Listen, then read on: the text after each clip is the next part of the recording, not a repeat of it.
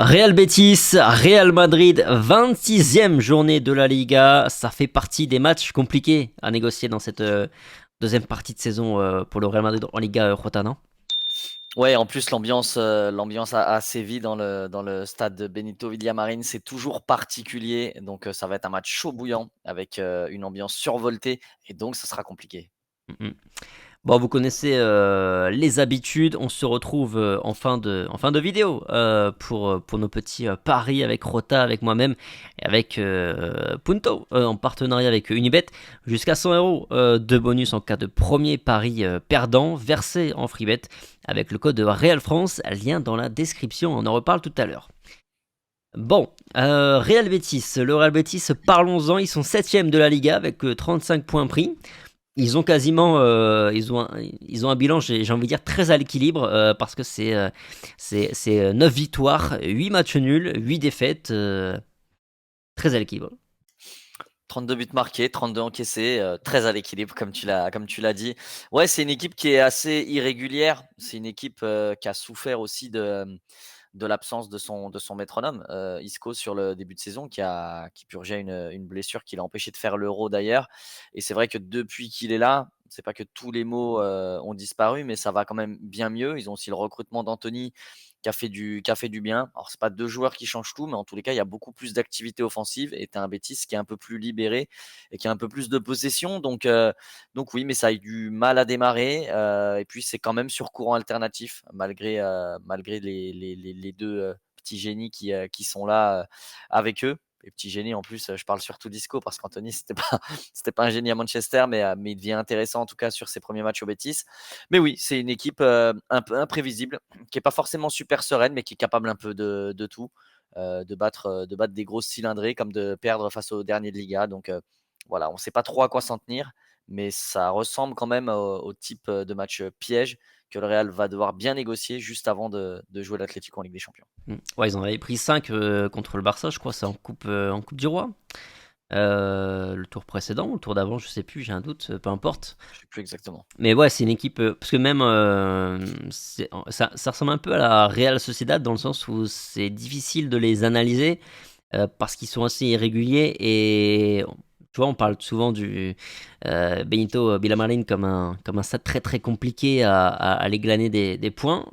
Même si on regarde leur bilan sur cette saison à domicile, c'est pas fameux. Alors j'ai pas regardé dans le détail les résultats.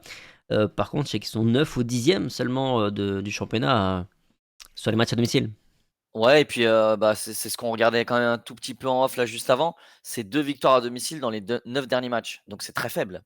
Mm. C'est très, très faible. Tu peux pas aspirer à plus et de toute façon, on a vu que le championnat était scindé en 2 entre la 5e place, enfin les 5 premiers et le reste.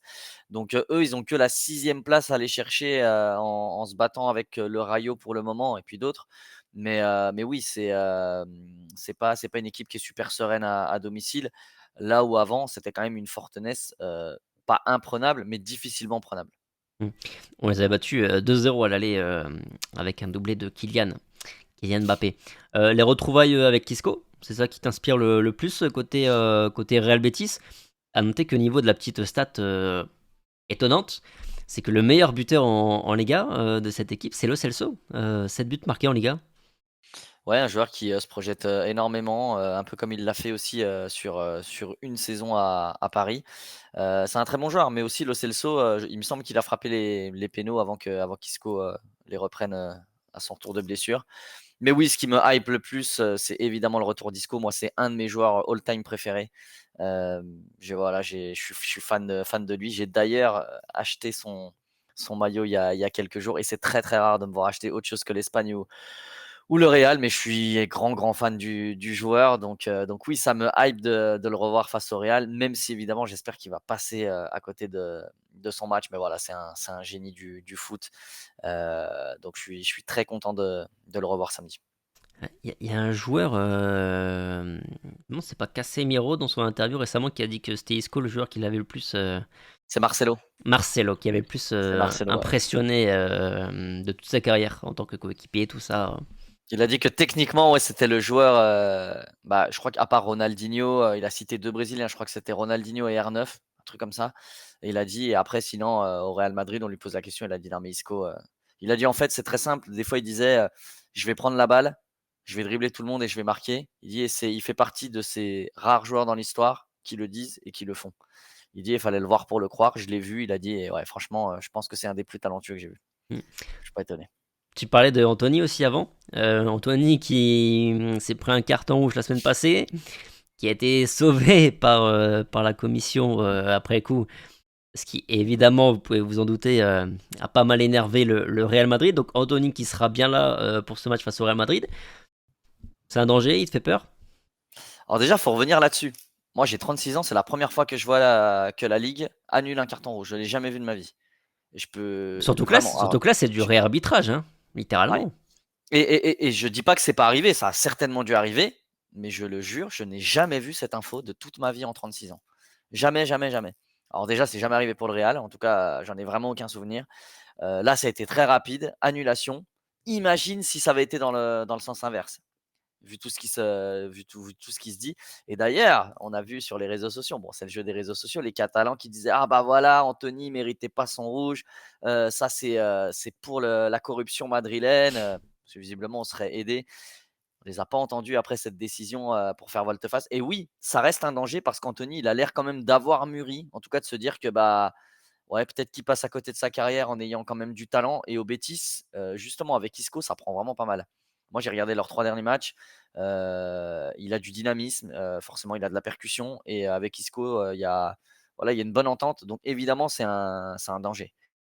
Maintenant, voilà, le Real Madrid a aussi eu affaire à des joueurs bien plus calibrés qu'Anthony. Donc, il n'y a pas de quoi se faire des nœuds au cerveau non plus. Mais voilà, ça reste un joueur de qualité qui n'aurait pas dû jouer, finalement sauvé par la Liga. On va pas en reparler davantage, mais il n'y a pas grand-chose en tous les cas qui nous sourit cette saison. Faudra faire avec, mais c'est quand même très étonnant.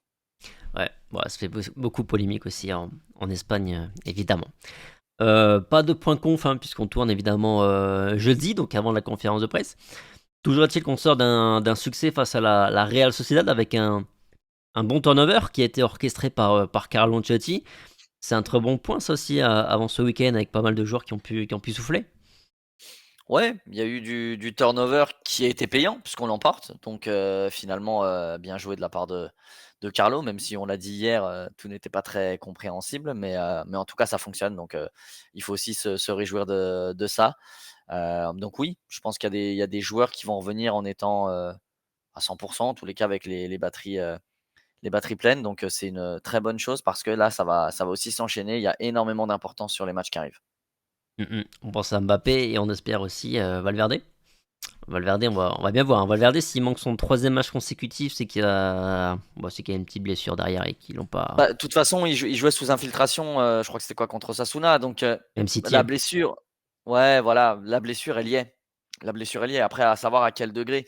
Mais c'est étonnant de voir le Real qui communique pas là-dessus. Donc je pense pas que ce soit une grosse blessure. Le Real historiquement, a jamais trop caché ça, hein. Tu vois, pour Ceballos, je veux dire, tout est éclairci très rapidement. Donc, je pense pas qu'il y ait grand chose. Mais c'est vrai que s'il y a un troisième match de suite sans qu'il joue, là, ça sera quand même un poil inquiétant avant le match face à l'Atlético. Je crois que c'est avec Gareth Bale qui ne le faisait pas. Sur la fin, il faisait plus de communiquer. Pour Ouais, mais éviter. parce qu'il y avait plusieurs Oui, autres pour un problèmes contexte bien en ce différent. moment. Pour un contexte bien différent, mais il me semble qu'avec Gareth Bale, il n'y a plus de communiquer. En tout cas, il faisait pas tout le temps des communiquer. Bref, par contre, la très mauvaise nouvelle du jour, évidemment, c'est Dani Ceballos, qui souffre d'une, je cite, lésion du muscle semi-membraneux avec atteinte du tendon de la jambe gauche. C'est un peu du charabia pour moi, évidemment, parce que je suis pas médecin. Mais en tout cas, ce qu'il en ressort surtout, c'est qu'on parle de 6 à 7 semaines, 6 à 8 semaines, parce que presque 2 mois d'absence. C'est un gros coup dur, non? C'est un gros coup dur, ouais. C'est un gros coup dur parce que on avait trouvé notre alternative, toute proportion gardée à Tony Kroos, un peu ce liant entre chaque ligne au Real. Euh, donc oui, évidemment que c'est un coup dur pour le Real Madrid. C'est un peu le problème avec Dani Ceballos. Moi, c'est un joueur aussi que j'affectionne particulièrement. Je trouve qu'il a une technicité dingue. Mais c'est là où le Real devra aussi, je pense, travailler la saison prochaine. Il se blesse énormément, Ceballos. Parce Mm. que je regardais un petit peu ces derniers matchs, c'est déjà l'impression que j'en avais, mais je suis allé vérifier. On ne peut pas incriminer Carlo, je le voyais un peu dans les commentaires du live, on ne peut pas incriminer Carlo pour le coup de ne pas l'avoir fait tourner. Il joue 9 minutes contre Brest, il tourne contre Osasuna, il rentre pas du match. Enfin, un match sur deux, il joue 10 minutes. Donc pour le coup, non, c'est juste que Ceballos, depuis le début de sa carrière, c'est comme ça. Déjà depuis les U19, je me rappelle, en équipe d'Espagne, il loupait des rendez-vous et c'était déjà le cas au Betis et ça a été le cas toute sa carrière au Real. C'est un joueur qui fait pas une saison complète. C'est quelqu'un de très fragile, malheureusement. Il y a des joueurs comme ça, il en fait partie. Donc, c'est un gros coup dur pour le Real, mais il faut aussi se poser des questions par rapport à l'avenir. On a beau adorer le joueur et je suis le premier d'entre eux. Un joueur qui peut pas te faire toute une saison, malheureusement, c'est pas une fiabilité à 100% et donc, faudra se renforcer dans tous les cas, à mon sens. Mmh. Ouais, puis c'est frustrant pour lui parce que c'est vrai qu'on a toujours la sensation que dès lors qu'il est sur une très bonne dynamique, meilleur de son niveau, bim, il y a une blessure qui vient derrière et je sais pas si finalement il allait être appelé ou pas, avec la sélection. Difficile à dire, C'était pas je sorti pense encore, hein. qu'il était en présélection. Après franchement, il y a tellement de monde au milieu de terrain et peut-être qu'on me prendra pour un fou, mais moi je pense qu'il rentre pas dans la liste. Au Barça, tous les milieux de terrain sont absolument exceptionnels. Les profils de Subimendi, de Mikel Merino sont complètement différents de lui et sont déjà très installés. En fait, tu as une équipe qui est championne d'Europe où tu pas grand-chose à toucher, déjà dans un premier temps. Et ensuite, si tu veux intercaler des joueurs, il faut intercaler des joueurs qui ont été déjà dans le groupe. Et alors, on va sûrement hurler en m'entendant dire ça. Je pense que Gavi, dans l'esprit de La Fuente, est bien plus ancré dans cet effectif-là que Dani Ceballos. J'en suis absolument persuadé. Donc, Oui, je pense. honnêtement, je pense pas qu'il était dans les 24 ou 25, ça dépend. Je pense pas qu'il aurait été pris. Ça OK. m'étonnerait. Ouais, parce qu'on avait entendu oui, après non, après oui, bon, on savait pas. Maintenant on sait. La sensation aussi, c'est que, enfin, non, plutôt, j'allais rebondir sur le sujet, mais plutôt sur les solutions maintenant, du coup, on fait quoi pour, le remplacer? Est-ce que c'est forcément Eduardo Camavinga la clé de tout ça? Oui. En tout cas, ça sera la première des solutions. En fait, déjà, ça va dépendre de qui est latéral droit. Parce que ça va évidemment avoir un impact immense sur le milieu de terrain. Mais cette blessure de Dani Ceballos, ça peut aussi avoir un impact du coup sur ce poste de latéral droit. Parce que oui, maintenant les options, c'est Fede Valverde, c'est Tchouaméni, c'est Camavinga, c'est Modric, c'est éventuellement Brahim, Arda Güler pour un poste un peu plus intérieur, même si on a un peu plus de mal à l'imaginer, par exemple, en tant que titulaire face à l'Atlético. Mais euh, en fait, ça a un impact sur beaucoup de choses, finalement, cette blessure de Dani Ceballos. Je pense que ça termine le débat sur les défenseurs centraux. Je pense que Rudiger, Asensio, c'est fait parce qu'on a trop besoin d'Aurélien Tchouameni, du coup, au milieu de terrain pour une question d'équilibre. Déjà qui fait des bonnes sorties dernièrement, mais en plus, je pense qu'on en aura trop besoin. Et après, bah oui, Tchouaméni entouré de qui? Bah, Camavinga, il a une énorme carte à jouer. Si Fede Valverde est à droite, Camavinga sera un titulaire aux côtés de Luka Modric qui fait une saison de dingue aussi. Et puis sinon, si c'est Valverde au milieu de terrain et Lucas Vazquez à droite, bah là, ça se joue entre Camavinga et Modric. Mais le profil de Camavinga est très intéressant. C'est un gaucher, il y a de la vivacité. Enfin voilà. En tout cas, il aura un très gros rôle sur les 2 mois qui viennent, ça c'est sûr. Euh, il est revenu mieux sur le dernier match et puis celui d'avant sur son entrée en jeu. Donc voilà, je pense que c'est un joueur qui a largement la capacité de pallier à l'absence de Dani Ceballos. On parle d'Eduardo Camavinga quand même, quelqu'un qui est doté d'une qualité technique incroyable, qui oui a eu une moins bonne période ces derniers temps, mais oui, ça reste l'une des clés de ce milieu de terrain pour les matchs importants à venir.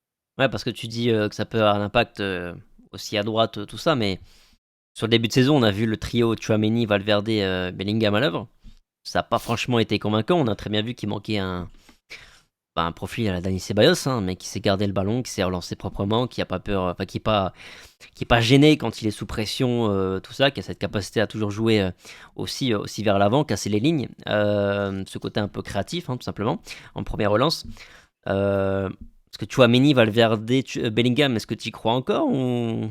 Bah, de toute façon, Bellingham est suspendu, donc déjà il va y avoir. Je pense qu'on va avoir un premier élément de réponse Ouais, sur. mais je te parle même surtout, moi, vraiment sur les prochaines semaines, tu vois, pas uniquement là pour le coup sur le match à venir, quoi. Moi, je pense très honnêtement que Valverde va rester à droite. On en avait parlé, hein. Je pense que, en tout cas, sur les gros Je matchs, il pense, ouais. restera à droite. Et du coup, Tchouaméni implanté, Bellingham jouera. Et puis ensuite, ce sera du Modric ou du Camavinga. Mais ce milieu-là va pas beaucoup changer.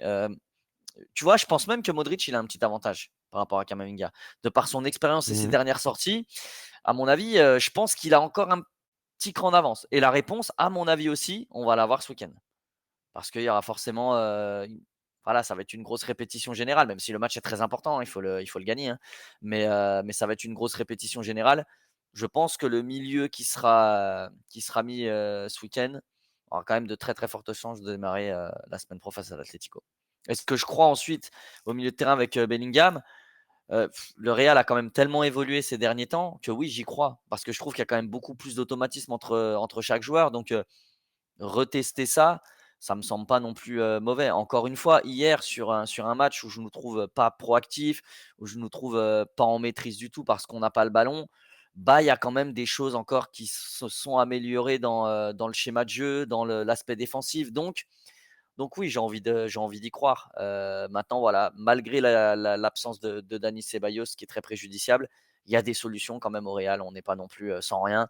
Donc voilà, à Ancelotti de trouver la meilleure recette pour les prochains matchs. Mmh. Ouais, il y a des options, mais moi je pense vraiment que Camavinga, à la fois, bah, il a une carte, une très très grosse carte à jouer, et en même temps, je pense que c'est la clé parce que bah, c'est celui qui, en termes de profil, se rapproche le plus de ce que peut faire un Dani Ceballos.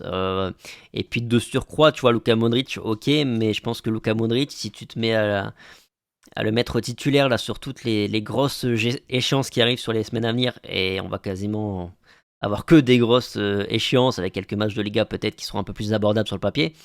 Je pense que le risque, bah, c'est que tu sabotes un peu toute la gestion que tu as eue autour de Luka Modric, qui était très très bonne, on n'arrête pas de le dire, de Carlo Ancelotti. Voilà, je pense que tu risquerais de le cramer assez vite. Donc, si tu arrives à garder cette même balance avec Luka Modric, je pense que c'est quand même mieux l'utiliser comme ça à bon escient, comme on le fait actuellement, non? Ouais, je pense qu'il est bien utilisé parce que tu vois, lui était le premier à dire qu'il avait besoin d'enchaîner les matchs pour être bon. Finalement, je pense, que Carlo Ancelotti le gère très, très bien, Carlo Ancelotti et le staff. Mais tu vois là, si on regarde les derniers matchs, sur le banc face à la Real Sociedad, il fait 86 minutes contre Girona, ensuite c'est 8 minutes, 90, 10, 10, 90, 11. Enchaîner 3-4 matchs, je pense pas que ça lui fasse peur. Surtout dans l'état de forme dans lequel il est. Je pense que quand tu es en forme, tu ressens aussi, moins la fatigue que lorsque tu es plus dans des périodes de doute. Donc, je pense qu'il est en capacité d'enchaîner, très honnêtement. Après, je suis le premier à dire que Luka Modric aujourd'hui 90 minutes, mmh c'est Hmm. pas c'est pas une c'est pas une très bonne idée. Mais voilà, pourquoi pas de toute façon faire jouer, je dis une bêtise, Luka Modric 90 minutes parce que on parle de projection, on parle de capacité à défendre, d'expérience et on parle de première rampe de lancement. Qui mieux que Luka Modric pour le faire Ah finalement? bah oui, C'est hein. aussi largement au-dessus de Camavinga à l'heure actuelle.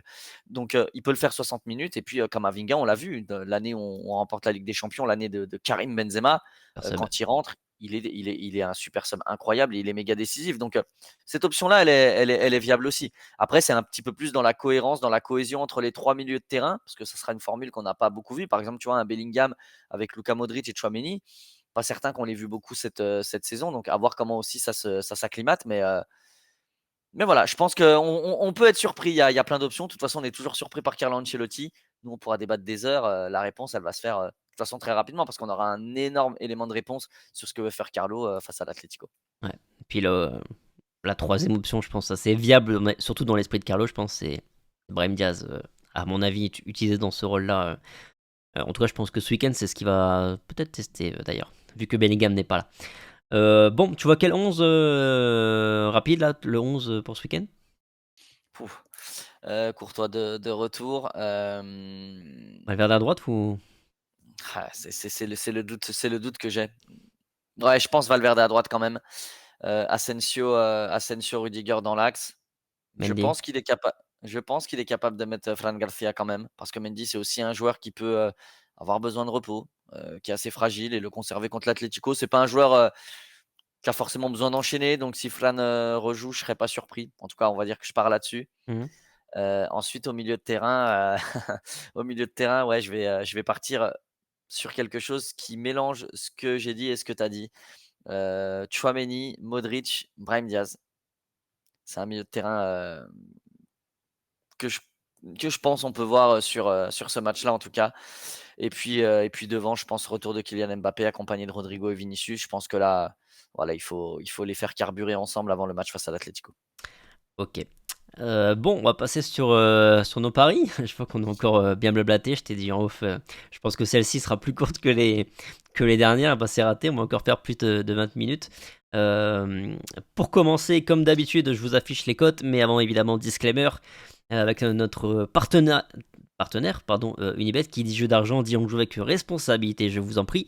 Vous ne devez jouer que ce que vous pouvez vous permettre de perdre. On joue 2-3 euros, c'est très très bien comme ça, comme nous on le fait sur notre cagnotte virtuelle. Vous voyez les cotes à l'écran, donc 1,71 dans la cote du Real Madrid, elle est pas si basse, mine de rien, on sent que c'est un déplacement difficile. 4,15 pour la victoire des locaux. Au niveau de la cagnotte, ça donne quoi? Ça donne, bah, on a tous les trois perdu, façon ce week-end. Non, moi j'ai pas joué. Mbappé, premier pari, Mbappé qui ne joue pas et Rodrigo il rentre moins de 20 minutes. Et ça C'est mon compte pas? horizon de pari. Ah bah non, ça compte pas. Ah Un bon? joueur doit faire, ah oui, oui, un joueur qui fait moins de 20 minutes, c'est pas pris en compte. Ok, Je l'ai bon. dit dans la converse, les gars. Ouais, j'ai pas. Ok, bon. Vous voyez, c'est en direct, vous voyez la triche. On a l'impression d'avoir affaire au Barça, les gars. Bon, dites-nous dans les commentaires si vous pensez qu'on doit annuler ou pas le pari de Évidemment. Rota. Bon, bah, du coup, t'es à 112 ou 114, on fera les comptes. Mettez en tête, Punto est derrière, et puis moi, bah, je continue de dégringoler. 95 euros dans la cagnotte virtuelle. Rota, c'est quoi ta cote? Alors moi, j'ai choisi Kylian Mbappé décisif à 2 reprises.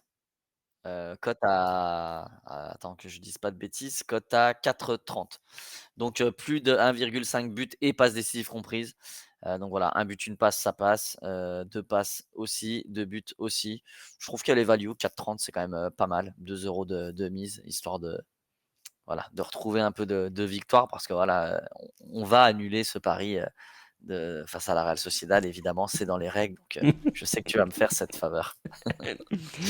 Ok, bon, je viens de réafficher la bonne parce que j'ai pas mis la bonne au début à l'écran, mais 4,30 pour la cote de Rota. Notre ami Punto est parti sur un score exact, victoire 2-1 du Real Madrid, coté à 7,15. C'est la grosse cote, mais pourquoi pas. C'est Punto, c'est tout ou rien. C'est soit il nous met une cote à 50 avec un score de 4-0, soit il nous met Kylian Mbappé va jouer plus de 20 minutes. C'est tout ou rien. Mais non, pour le coup, là, il joue une belle cote. Bien joué. Ah ouais. Et de mon côté, pour terminer, je cherche aussi une grosse cote. Les deux joueurs marquent dans le match, Rodrigo et Kylian Mbappé à 6,50. Voilà, bon. Si on gagne, ce sera grâce à Vinicius. Vous connaissez les choses, les habitudes. Non, en vrai, je pense que c'est vraiment une belle cote pour les deux.